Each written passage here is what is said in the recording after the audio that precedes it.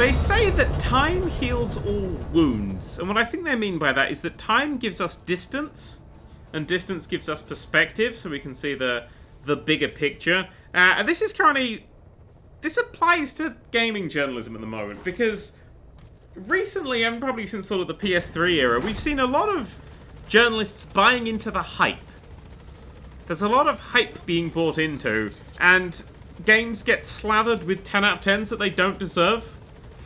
And then there's two outcomes. I think this is going to be paramount for Fallout, which I'm recording this video on the wrong day because I'm recording this on Sunday the 8th. It's Sunday the 8th of November. It's going up Friday the 13th. And tomorrow is the review embargo for Fallout 4, which I've been playing all week. And I think it's a really solid 7 out of 10. So there's two things are going to happen. Two things are going to happen. Either it's going to be given those 7 and 8 out of 10, and there will be a Fallout, teehee. But ultimately, people will remember it as being a great 7 or 8 out of 10. Or it will be slathered with the 10 out of 10s, and in a year, nobody will like it. And that's it. That's sort of a lot of games that are okay. They're not okay, they're great games, but they're not sort of that top amazing, top tier, superb level.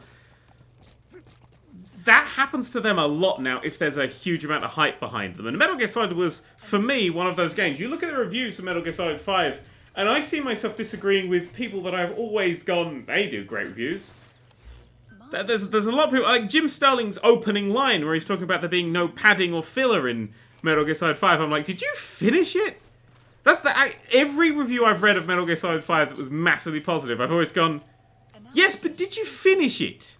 Because I finished it. If I had done this video, if I had made a video of Metal Gear Solid 5 the moment the final credits rolled, it would have been a hate. But if I had made it 10 hours in, it would have been a loves. So I decided to wait, step back, and I've gone, yeah, that was a great 7 out of 10. But it's been slapped with these 10 out of 10s, and this backlash is going to hit it at some point, and everyone's going to end up hating it, and it's...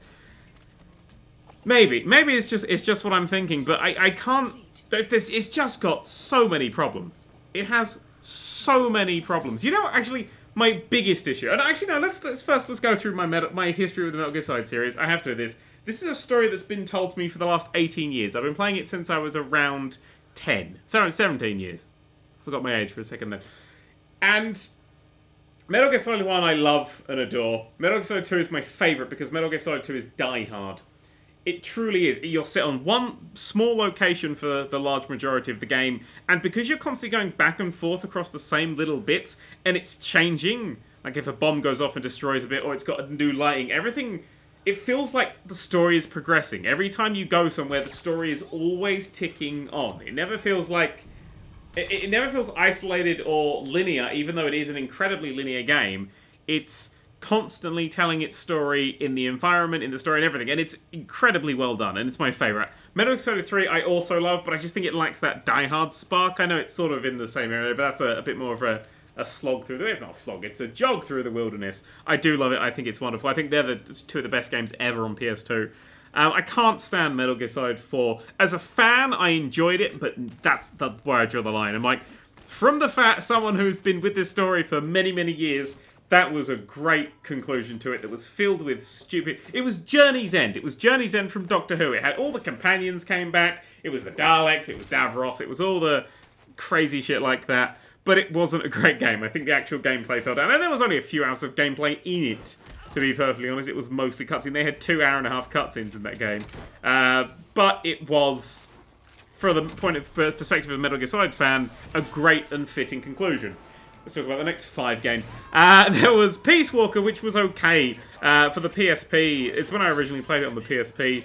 I liked how it broke up the game into... It fit the PSP. I like it when someone takes a game and goes, hey, I'm going to make the actual game for the console I'm making it for, which is why a lot of mobile games fail. But saying, hey, you're going to be playing this game in chunks. If we make the gameplay and break it up into chunks, that fits a lot better. I know it's not exactly... To me, that was kind of Metal Gear Solid 5, because it did tell that story a little bit more. But then we get to Ground Zeroes. Me and Ground Zeroes had a bit of a tiff. Alright, let's put that. I said that it was a great game, but 2 things really pissed me off. 1, the fucking price of that fucking short as shit game. And 2, there was some stuff in that game that made me incredibly uncomfortable. I got over the second one because I've decided I'm only going to make good stuff if I watch, play, and enjoy stuff that would normally make me uncomfortable, stuff I wouldn't normally go for. If I put myself in a little box and say, I like these things and only make these things and like these things, then that box gets gradually smaller and smaller and smaller until I'm making bullshit. So I decided to go, hey, let's play Metal Gear Solid 5. And my initial impressions of Metal Gear Solid 5 were... Okay, actually no, let's ignore the initial because...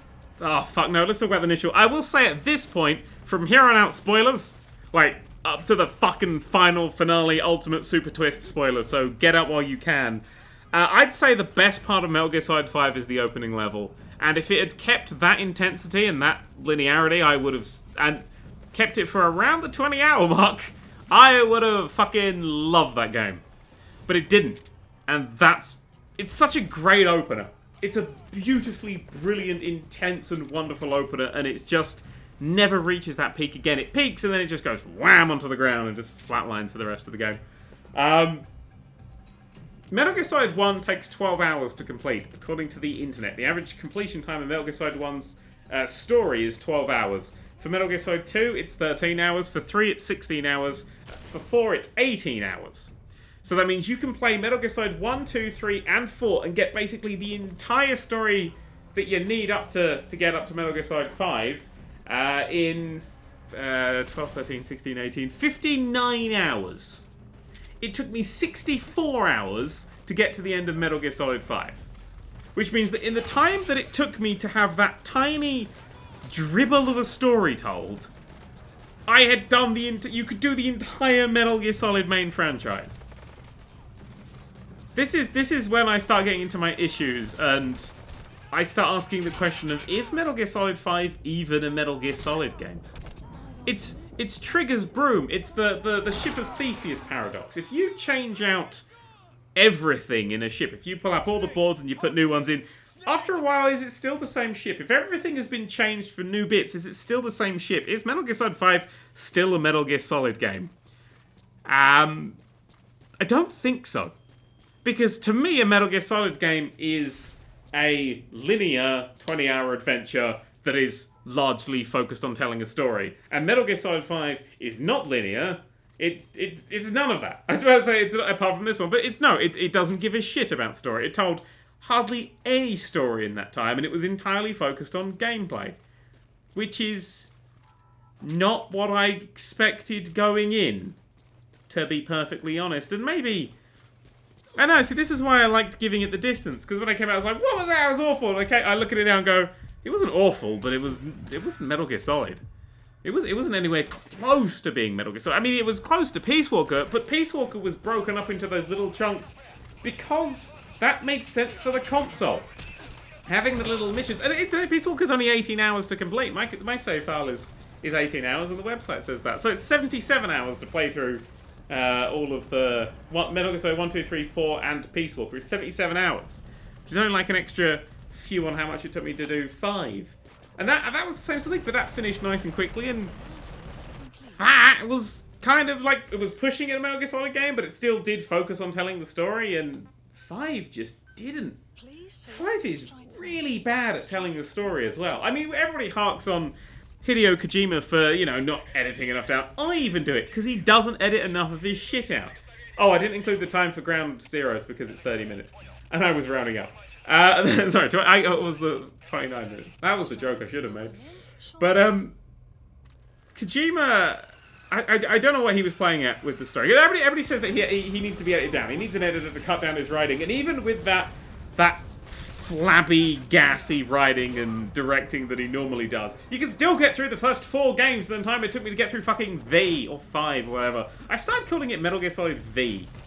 It makes sense. It makes sense for 2 reasons. One, because it's Venom Snake, and also we've had Metal Gear Solid 5 and Peace Walker. But the main thing is what the V represents. I guess it's just something I was looking at when I look at the cover, because the V is done like the exclamation mark, but split into the V. And that, when you think about the end plot twist of not playing this big boss the entire game, and we're going to get to that later, that sort of is like that, to me, is representing the game, which is why I went for the V. Normally it's a numbered series, now it's gone for the Roman numeral, because it is the dot, which is the idea of Big Boss, and then the split of their two parallel lives. That is the shit that I love Kojima for. It's those little details, or letting me read into those little details, because I know he puts the effort in. I know he makes the ice cubes melt. But this story just didn't feel like a Kojima story. It felt... I didn't even... Right, for the three lead characters that are in that game, they are all identical characters. Annoyingly, with Miller and Ocelot, that they have pretty much the same voice, and I had a very, very difficult time telling them apart on the radio. But they are identical characters, which is odd because... I mean, they're all wildly different from they've been in previous games, because we've got Snake, who has always... Big Boss. Well, not really Big Boss, but you know what I mean. The Big Boss character, who's always been quite talkative and a little bit... every time someone says something, just stood around in this game and didn't say fuck all. There were many scenes that absolutely destroyed. You've got just angry... There were just 3 angry men. Ocelot was real bad, because Ocelot has always been a bit of a fucking psychopath. And he's always been a triple betraying psychopath in all of the games. Everyone he's been in, he's always been a nutjob. And in this one, he's the moral high ground and a completely rational human being for no explanation. I didn't get the characters at all. Hey, should we talk about Quiet? My big issue with Quiet, it's not the way the shitty skimpy clothing she wears, which incidentally pissed me off. Like if you had got her, she breathes through her skin, because that's the reason she has the skimpy clothing, because she breathes through her skin, which doesn't make sense on like 50 levels, most of them canon. One is because she's sort of based on the End from Metal Gear Solid 3. In fact, she's identical because she photosynthesizes and does stuff as well, so she sort of does... She's kind of the same thing. The End, have you seen what he wears? It's just a fucking full garb. You could probably make quite breathable clothing. It's just an excuse for Alas to wear skimpy clothing. Especially that scene in the rain. Dear God. But the thing that pissed me off the most is she has no arc through the whole game. Like, she's just there like, yep, I'm quiet, I'm here. She's like a mystery that is there. She is literally the white elephant in the room. She's just there like, yep, I'm a mystery, woo. And then they go, quiet. And that's sort of it.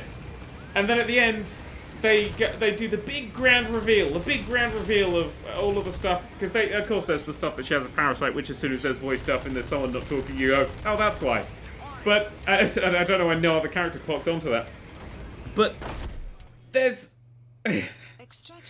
just a moment at the end of the game. The big reveal of Quiet's character is that she loves a man. That's her whole character. All the shit she took was because she loves the boss. Oh, I love him so much. You're just there like, oh, that's female stereotype. Let me open the book. 1. Interesting.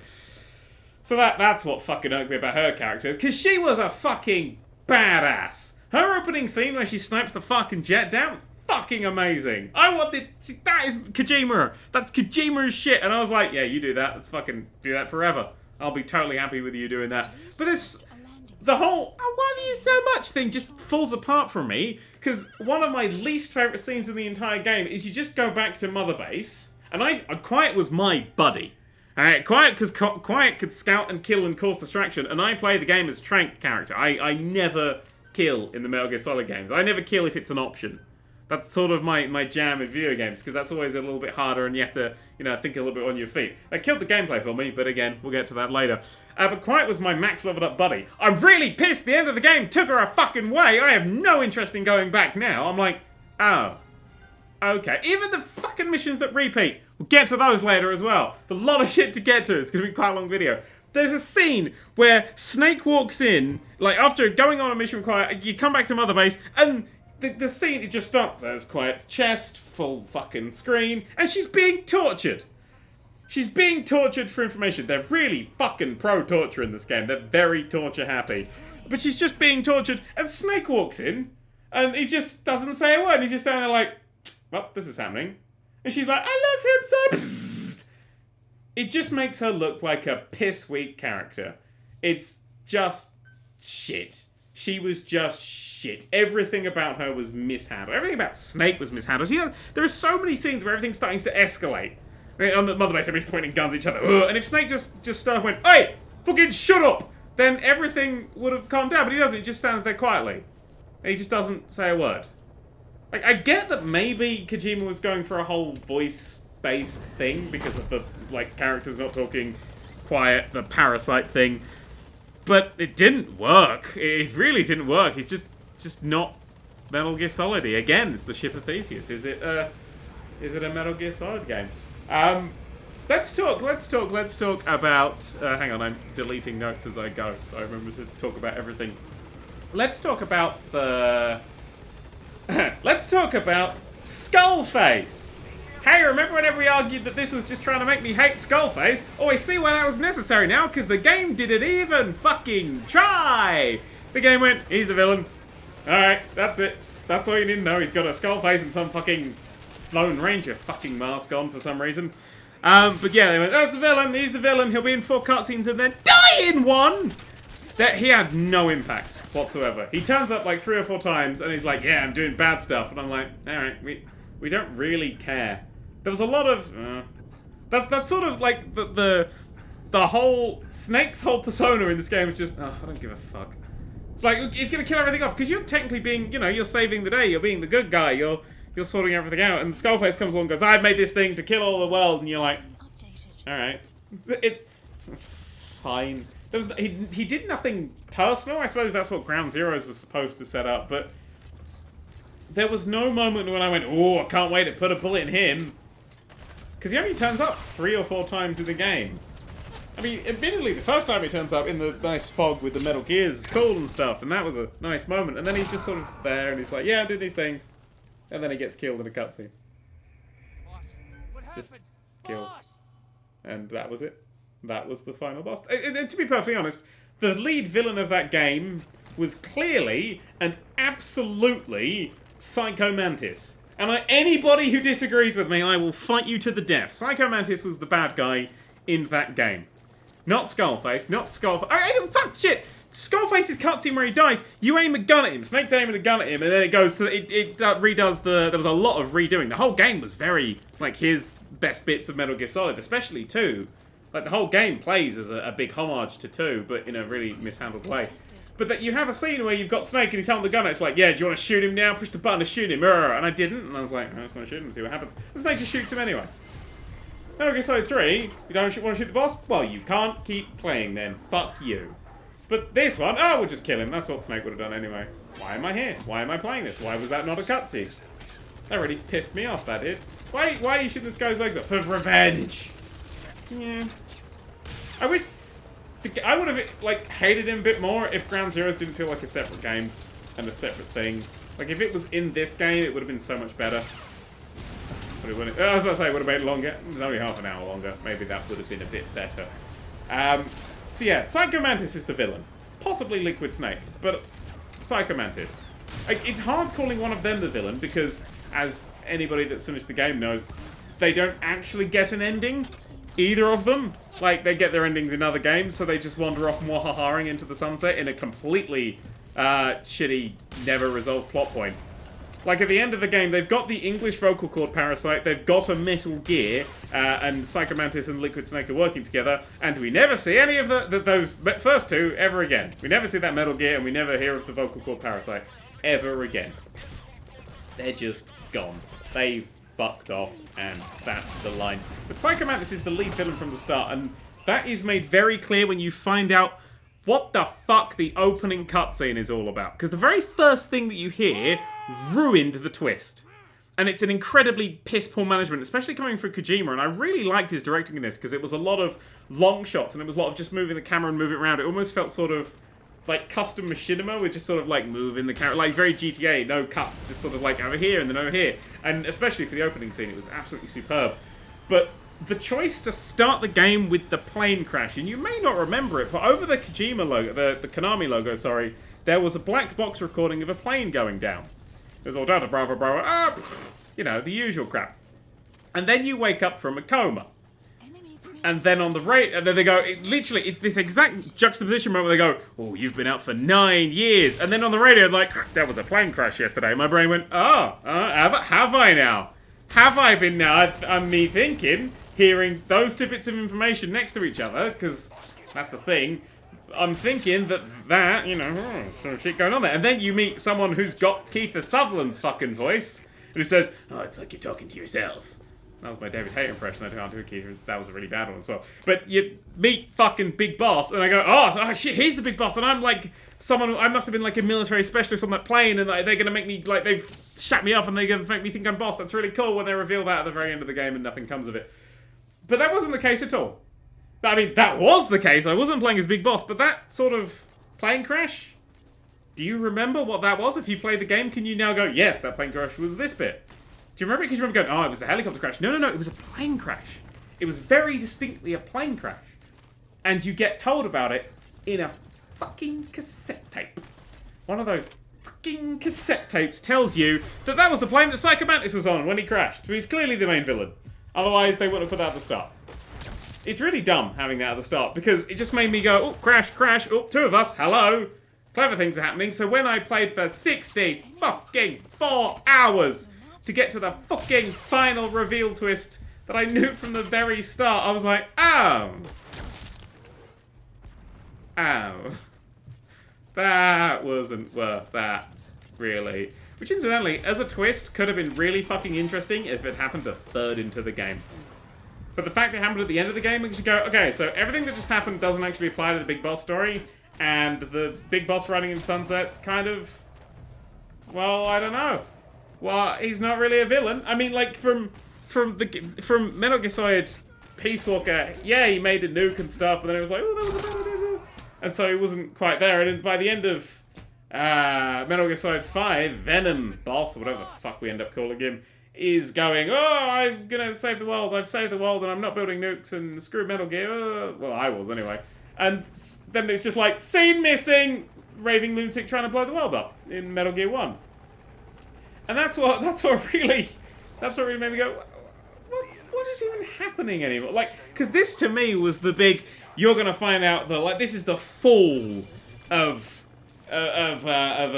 Big Boss. And what I expected was Mother Base got, like, shut up in Ground Zeroes, and I expected this to be like a fucking vengeance mission to end all vengeance missions, just like plowing a direct line across a fucking continent somewhere, and just everything dies, and he just doesn't give a shit, and he's like, I'm gonna rip you apart. And then, nah, that didn't happen.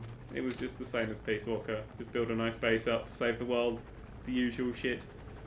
It felt very reluctant. I think Kojima loves his characters at this point, because, Jesus, he's been working on them for fucking 20-something years now. I think he doesn't want to turn Big Boss into the villain that he becomes. I think it's something he doesn't particularly like anymore. And so I think it was sort of that protecting your characters thing, which is something I hate doing. I really like just making my characters' lives miserable.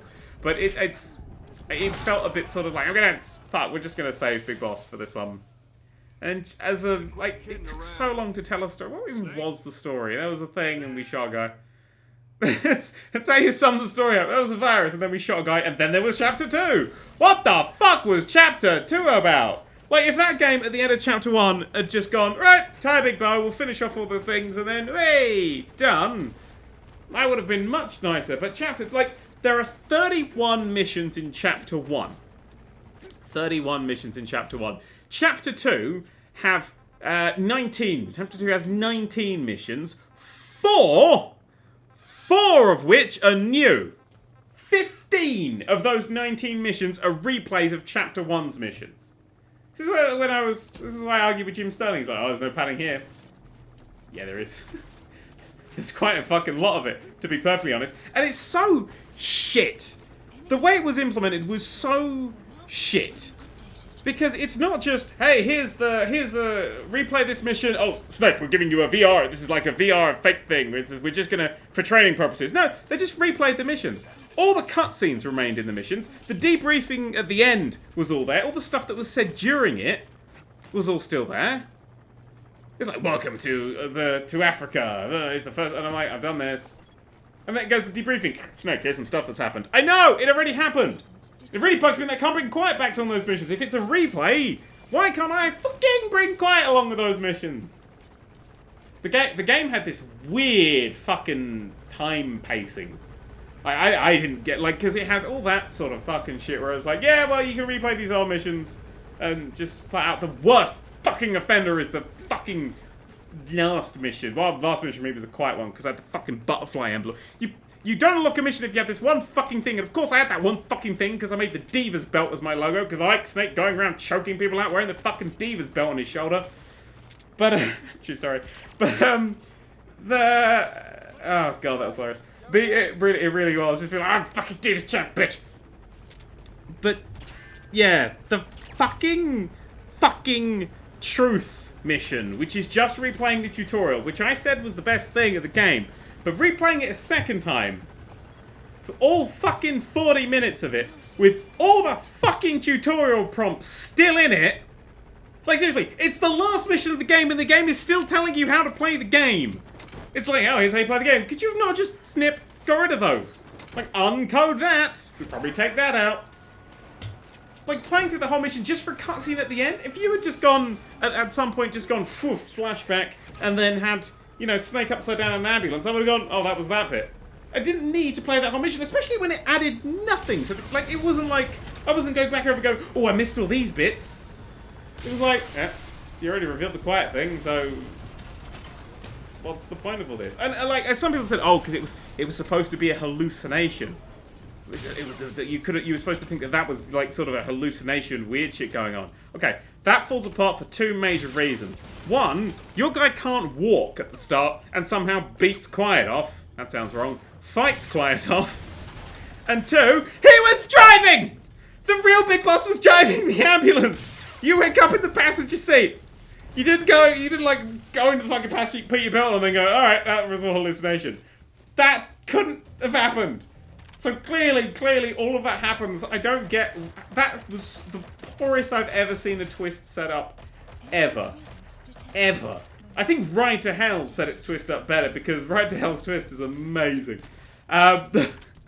If you don't know, because you're trying in Ride to Hell, there's an actual plot. You're trying to work out why this bad guy is after you, and the reason is he just doesn't like your family. They said I was like, yeah, I just don't like you. I wasn't expecting that, but all right. Yeah, it's a. Oh, that was a shit show finale. And then that plays credits, and then I did the quiet mission, which makes no sense. That quiet mission lost all of its like gravitas, or whatever the fuck you call it, because the mission. Like, a few, actually probably 2 or 3 before that one. Because I never worked out what missions you had to I didn't play all of the replayed missions. Because you didn't have to. But you sort of had to play most of them. But there's a mission, one of the non-replay missions, where you go into the base and you shoot everyone in the face. Incidentally, going into the base and everybody's all dying on the floor and stuff. Really fucking cool. Again, linear. Bits like that would have been amazing, Kojima. Know your strengths, know your strengths, know your strengths. So, yeah, you've got this scene where you shoot everybody in the face, and it's like, your men can't escape. If they escape because they have the virus in them, and if a bird eats it, it could go into the landmass. Oh no! And you go gun them all down. Oh, it's dramatic. And then Quiet, who has the parasite in her, walks off into the desert. You're supposed to go, oh, she sacrificed herself. But I was going, come back! You're gonna kill us all! So maybe I missed a line that she had a special type of the virus, or they had a special type of the virus, or whatever. But that scene was entirely undercut by me going, oh my god, she's going to kill the world because she's an idiot. And I believe she was an idiot because she loves a man. He was watching you be tortured and didn't say anything. Ooh, he's broody. I like broody. Anyway, weird stuff about the time, is what I was saying. So the time structure in the game is weird because you have to always return to the ACC, the Aerial Center, Command Control something, Aerial Control C Center, the Aerial Copy Center, because you sit in your fucking chopper in the sky in between missions, and that makes sense. You know, if you want to go through the, I cannot tell you how fucking happy I was when I realized you can push start and just go return to ACC in the main menu and don't have to wait to call it in and hear the Triple H theme and. Because I had the Triple H's theme, because that made me giggle, but when I was in Mother Base, because I was fucking forced to go back to Mother Base to shower and then leave again, I really liked it just pulling up and going, it's time to play the game, and then sit through 2 minutes of not playing the game. Possibly you could argue it's immersive, I found it an arse. Just padding in a game that didn't need any more fucking padding. But yeah, so you have missions like that are split across several, especially the ones on the run up to at the end of the first chapter. So the like 28, 29, and 30, I think, are the ones that have it. But they end on to be continued. Like your helicopter gets shot down. You're like, oh shit, the helicopter's been shot down. You're about to crash, and this shit's about to attack you, and it like does a crash up zoom, and it says to be continued, and then you're sitting in your helicopter in between missions. You're like, oh. Right, and then you can go mother base, hang out, have a cigar, then you come back, play the mission, and then your helicopter is crashing again. I'm like, it's like the command center and the mother base shit was in a parallel fucking universe. So I just couldn't care about the story because it was happening like over there. Like, as I said before, Metal Gear Solid 2, the story was here. It was here, now, very much happening to you. And Metal Gear Solid 5, the story was over there. You can go talk to it when you want, but it's over there. And that was really exemplarated. Exemplarated? Did I make a word up? I think I did. Something. Extremulated. That's a word. By the fucking cassette tapes. Like, I know a lot of irk comes from... Snake, I'm going to tell you the history of Vietnam. You know, that sort of shit that happened in the previous games. But at least you can pace that shit. At least that was happening when Hideo Kojima, the director, went, hey, this is the best time for you to learn about Vietnam because it applies to the next things that come along, you know? That's the best time for it. Like, the cassette tapes were, well, you can listen to those whenever. And whenever, for me, just sort of was when I was off mission. Go to Mother Base, yeah, listen to some cassette tapes while I'm doing fuck all, really. Like, I couldn't do them in mission because it's a fucking stealth game. And I'm trying to listen out for things. I was playing as the Trank No Kills player, so I was very much... You know, you need to be able to hear things. So, for a while, anyway. But we'll get to that later. So I think having the cassette tapes and having Snake talk in the cassette tapes was just confusing. He's talked so much more in those tapes, and they're all just conversations and weird bits, and there's fucking hamburger recipes and shit in there. You're like, just... I like that they highlight the important ones, so I'm like, hey, take those on, put them in the game. So then I know what's going on. But yeah, the cassette tapes, I think, were a really dumb idea. I didn't like going back to Mother Base, because Mother Base was just a big brick. Just a big, lifeless brick. Yeah, you level it up. Yeah, you can send people off missions as about exciting as Football Manager. But you're building this base. And I was like, hey, if I build this base, it'd be cool. And I like the idea of building a base, but you couldn't go in any of it. You can climb to the top of stuff, but there was nothing in it. And then it just had these fucking giant tentacles. It was a base in the middle, and then 50 miles away was the other hubs. And you had to fucking fly or do that fast travel system that I bet 50% of you, now 90% of you, never worked out was a thing. If you go and stand on the orange thing and put on a cardboard box, you can actually fast travel around the game world. Found that out far too late. But, yeah, having just this huge distance. And there was one shooting mission on each, like, platform. That was it. What was the point of that? It looked... If it was closer and sort of was a thing that I felt like I was actually building... And I'd be like, yeah, but it was just a weird, everything's over there sort of stuff. Maybe it's for the multiplayer. I didn't play the multiplayer. I declined the user agreement every time I played because that kept the game in offline mode. And the menus loaded up properly because outside of that, the menus all took longer to load for some reason. That was Mother Base. What else do I want to talk about? The Chapter 2 trailer. End of Chapter 1 starts with a trailer for Chapter 2. And it makes it look really super exciting, and then it's real bad.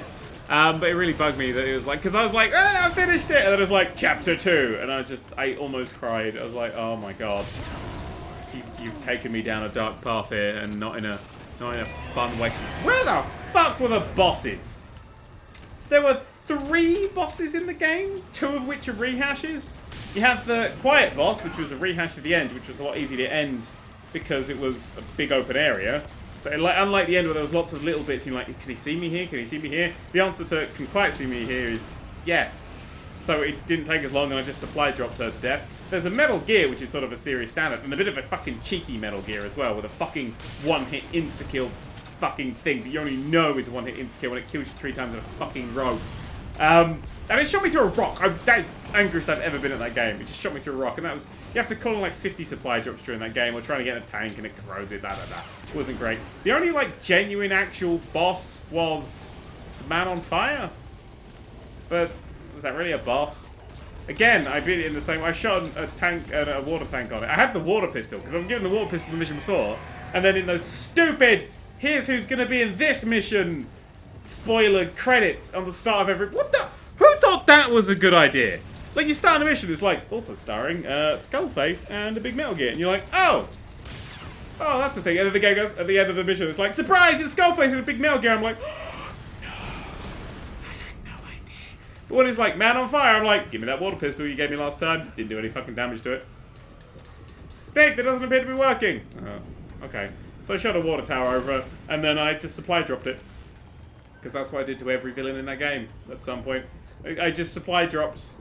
Boop. And then what I did was actually I supply dropped onto the man on fire to try and like knock him unconscious, and it hit Psycho Mantis, and then I just fault on dropped the man on fire, and he went whee and shot in the air, but it was like, oh, he escaped, but he was gone. So that was all the bosses in the game. Like, for a series, again, is this a Metal Gear game? I'm not playing the footage in the background, by the way. I will say, I am for the discussion series, it's the only time ever, and it feels really weird to not be playing while I talk, so I can actually get points across for once, because I normally suck at that. But yeah, and the quiet one was just sort of like, well, I like the end one because it was broken into those 4 areas, and you didn't know which one he was in or where he could see you, and you had to properly stealth and scout and then track him and stuff. But this one was like, oh, she's over there. Yeah, that was a supply drop. Boop. Which was nice. Right, I think, woo, I've got through most of the huge issues I have with the bits that aren't the gameplay. We haven't even got to the gameplay yet. Oh my god. There was a lot wrong with that game. There was a huge amount wrong with it. I play, so as I've said, I play as a slightly stealthier trank. I do no-kill runs. I really like no-kill runs in any game that I can play. And I did that for Metal Gear Solid 5, and that was the biggest mistake I made. Because that made me really not enjoy the game. Hang on, having a swig of my drink. It's weirdly structured.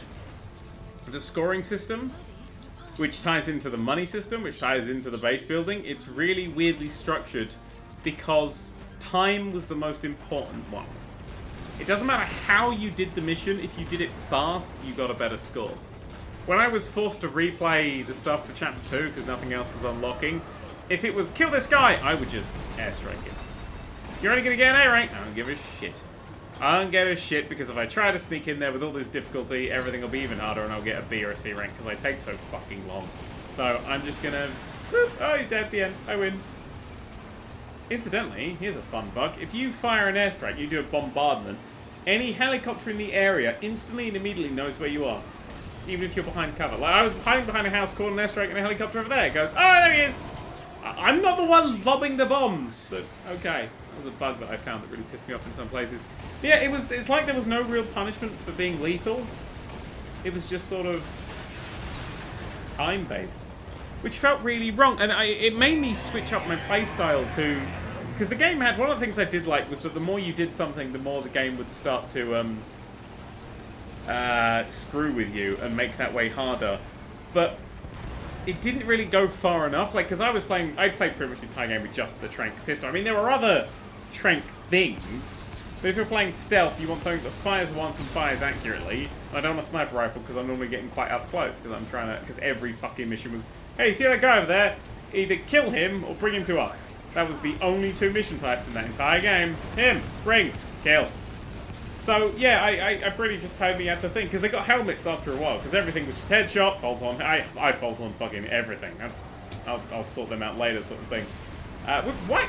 If they turned, like, the medic character, who incidentally was a black guy. Because when I did the custom character, I was like, hey, let's play as a bad guy. I don't know what's going on here. Let's make a black guy up. Wait, that'd be fun. That'd be slightly different. Like playing new and different things. And when they showed the replay, it was like, of the mission, it's like, he was the medic that jumped in front. I was like, no. That was a white guy. I've played Ground Zeroes. You can't retcon that. I remember. Which is why I didn't guess that he was the medic, because I made a different character. Which was kind of odd. There's so many little bits like that that just fucking infuriate me. I'm like, well... Like, is Ground Zeroes not canon now? I'm okay with that, but like, it kind of needs to be for this. It's like the whole Jesus thing. It's like when people go, the Old Testament's bullshit, just believe the New Testament. I'm like, yeah, but the whole New Testament is happening because of the Old Testament stuff. It doesn't matter. We'll get, like, because Jesus died for original sin, Old Testament thing, like the Daleks. Original Sin, slightly dull. I can't remember what I was talking about. Time matters only fast. Yeah, so had this round gun, shot a lot of people in the head, and then like, well, they got helmets on now, which was great. Because what that meant was I shot them once in the head, and they turned around, and then I just shoot them in the face. And so nothing really changed, and I fought the fuck out of them. And then they started getting sort of like big armor units and stuff, but by that time I had quiet, so she would snipe them, their helmet would fly off, and I shoot them in the face. So it didn't really ever mix the gameplay up enough. I will point out that for Chapter 2 and the later parts of Chapter 1, I started to get really bored. Because if you're not playing as a murderer, there's not a lot of, like... It's just so efficient. They're just tranking up people, pew, shot you in the face. It's so efficient. Because I had reflex mode off for a lot of it, and I had all the help and assist and stuff. I was like, no, I'm playing it pure. And then at the halfway point of Chapter 1, I turned them all back on, and then started just running and punching people. It's like, just run in, because a running punch is a one-hit knockout. Fault on, boom, fault on, boom, fault on. And I was like, I get this game a bit more. I have reflex mode, gun, shoot you in the face. I was like, oh, that's, I'm getting this now. You're supposed to play this game incredibly... You're supposed to play it like Jack Bauer, not like Snake. But again, is this a Metal Gear Solid game? Because that's not what the series has been about at all. The series hasn't been running... It's been very much sort of a... And, yeah, it was a lot more fun when I started running in for a while. But again, it was like... There's all these... It's like there's a fucking... Look at all these guns you can have. I'm like, yeah, none of them are useful. You can have a minigun... Not a minigun. A submachine gun that fires tranks. Yeah, but I don't need that because it's a one-hit knockout. Or you can have these stun grenades. Useful. You can have gas grenades. What? I'm confused. You can have other grenades. I don't want other grenades. What about landmines? I don't need landmines. Gas mines. Go away. It's just... It was like... It was working. When it stopped working, maybe I'll research some more stuff. All I was really researching was stuff with Quiet at that point. I was like, Quiet gets clothes! So annoying. Like, Quiet's like one of her final unlocks. It's just military fatigues. I'm like, I thought you breathe through your skin. I'm just saying. Why does she need to breathe through all of her skin? Like, you breathe through your nose and your mouth. That's not your whole... But we don't have, like, huge noses and mouths on our chest, do we? Like, we have... Everybody's nude and just... Their torso is just a mouth. Ugh. Sounds like a Rick and Morty bagger. So yeah, stuff. And so I never... Everybody goes, oh, so many things if you go in a toilet and play the poop sound, then guards will be like, oh, he's pooping, I'm not going to go in there. I'm like, yeah, but they're all unconscious, so why do I give a fuck? Maybe I played it too efficiently. That's what I am. I'm one of those people that complains on Dark Souls videos. Oh, if you equip this, it'll be better. Because that's just how I play the game. But again, as I said, when I got to Chapter 2, I was so fucking bored. I was like, everybody dies! That would have been great. If they had pushed me to the limit just to make me evil, and then they go, Big Boss is evil because of you, I would have gone, oh, genius! But it didn't do that. I mean, like, seriously, I thought the plot, like, because I was like, Big Boss twist, he's gonna be a fuckhead. Oh. I thought that it was gonna be about how fucking evil it is to steal and brainwash everyone. Brainwash and torture fucking everybody on a battlefield. But no, that never came up. Game doesn't give a shit. It's one of those things you think back and go, why are all these guys working for me? I was shooting them earlier. Oh, because, for reasons. It felt weird, man. There's a lot of stuff in the game that just doesn't really feel weird. For the gameplay side, it was an open world game. Why? There was nothing in that open world. I don't think I ever just sat around the open world and was like, oh, I'm going to go here and see what's there. I'll tell you what's there. Fucking nothing. There's nothing to find in that open world. There was a lot of bases that you could take out and clear, and then they'd be back when you did the missions for them. So what's the fucking point? It felt like there's just no point to the open world at all. All it meant was I had to bring a fucking Jeep with me every time I spawned in. So I'd bring the Jeep, drive the Jeep to the place, because you always land a fucking kilometre away, and then fault on the Jeep back into Jesus' hands. Every fucking mission it was the same thing. I'm like, why is this even a thing? Why is this an open world? Because it's not. It was, and it wasn't even an open world, it was just fucking corridors. It's like Far Cry 2, it was just corridors because you couldn't climb up the mountain things. There was some fucking terrain issues. I never knew if I could climb up a rock or not climb up a rock. And if you're crawling, is this going to like tilt me or twist me? And am I going to get stuck here? I had a lot of issues with this. The engine didn't really fit the terrain very well. But yeah, the open world, it was useless. There was no point to it. Absolutely no point. Oh, but you can take over bases. Yeah, but you're going to go through every one of them several fucking times across the story. So why bother? Why bother with any of that stuff? It felt kind of... It was there because he wanted an open world game. I admit it was very pretty. The Afghanistan one, not so much the Africa one. I thought the Africa one was a bit dull. But it was just, here's a big rock corridor.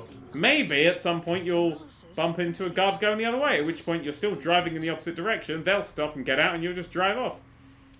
So, yeah. But it felt like it had so much potential when you first started, because you see all the guards getting in their trucks and driving their trucks around and go, oh, so many ways to infiltrate. But every single base had a weak point, or 5 weak points.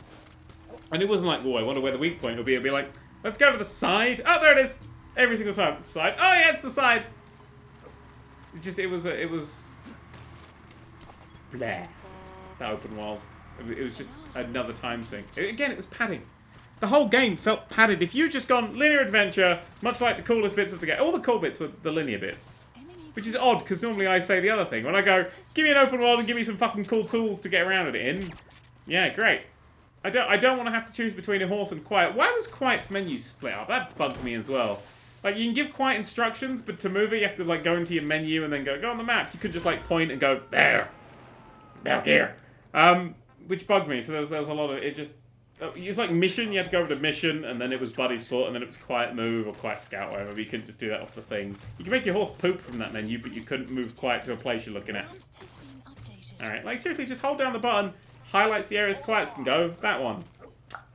Done. But she's gone now, so who gives a fuck? Yeah. I want to have regenerative health for the first time, which tied into my you've got to play it faster sort of thing, because it is a game you've got to play faster to really get a lot out of. If you run in and you wear that battle armor and you just punch everyone down, you will never ever die and you'll get S ranks. Just boom, boom, boom, and one hit kill. Reflex mode especially. Boom. Also motion. Boom. And you'll be shot a lot, but you'll regenerate your health, so who gives a fuck? Your heroism will go down, but who gives a fuck? That did nothing. Absolutely nothing came of me being heroic. Literally nothing. There's not a single thing came from it. I believe, now having looked back on the on other people's gameplay, it makes the shrapnel in your head grow bigger. Because it was a metaphor for an evil horn or something, but I didn't kill anyone, so it was fucking flat. It was like it was a ball. Well, it's got bumped to it. It looks weird, didn't it? Right, I think that's everything for the first discussions video. We'll draw a line there. No! Rub the line out! I've got more to say. Tone! And I know you say tone to Hideo Kojima and he says, what's that? But the tone felt really off. Like, because you spent such a huge majority of the game as a war shooter in Afghanistan or Africa, the tone, whenever the weird shit happened, it just felt wrong. Like it shouldn't be there. It was odd. Because normally, like, weird shit, yep, accepted, because there's a lot of weird shit going on. But in this, it was very little weird shit going on. So every time it was there, it was like, woo, wiki! You're like, I don't know what's going on here. Why? What's happening? Another thing that annoyed me were the parasites. Like, because they were really vague about the parasites, and the reason they were really vague about the parasites is if they tried to detail it, it would be wrong. And it wouldn't work. That's, like, because the whole point of the vocal cord parasites, like, one, they hardly ever explained how they spread. Like, they're like, you talk, I thought initially when you talked, that's when they spread, but that's not the case. It's just when you talk, they start killing you, or they start multiplying and that fills up. Maybe they fill up and then they go, there, and just come out of you. Because they attack your lungs. Why was Quiet Zen so dramatic? She doesn't have lungs, she breathes through her skin. I'm just saying, she breathes through her skin. It's not a fucking problem with Quiet Story. But yeah, the reason they're just so vague with it, because it just doesn't make sense. If you say, this is the French strain, and if you speak you have the French strain. If you speak 4 words of French, you'll die. And you go, but I'm English, it's fantastic. Like, but any 4 French words, you die. And you go, c'est la vie. Death, you know, it's... So, or is it 1,000,000 words, in which case it would never have activated, ever. So it's an odd... Especially, like, when you think about... Because it was vibrations caused them to mate, I'm like... What about, like, pitch and stuff? It's going to change everything. Like, Captain Catherine Janeway, she's got an incredibly different voice to someone else speaking English. And does, like, accents and stuff will change it? It was weird. That's the thing. It felt like, just go nanomachines. Just say nanomachines, hear English and kill you. Like, great, tick, big box, tick, there. Well, they won't be nano. It was the past. It'd be micro machines. Micro machines are killing everyone. Just tiny toy cars. No, tiny toy cars. Would have been such a more interesting plot. Anyway, I think I'm done now. That was the first discussions video. Good fun to natter and witter for a while. in the comments. Let me know just how wrong I have been throughout this entire video and how it was the greatest game ever. And in fact, I would love to see, because now I put it on the record, I'd love to see what scores Fallout's going to get. Because I think we should stop being afraid of 5 being average and 10 being you'd recommend it to anyone. Because a 7 and 8 is great. 7 is a great game, and 8 is a really great game. That's where I think that sort of Fallout 4 falls in. Maybe I'm wrong. Maybe review. I mean, IGN's given some shitty and shoddy 10 out of 10s in the years. But we'll see. We'll see. We'll see. Review scores. Review scores never change. Oh, hang on. This is a Metal Gear Solid video. Review scores. Review scores change. The Nerd Cube. The Nerd Cube.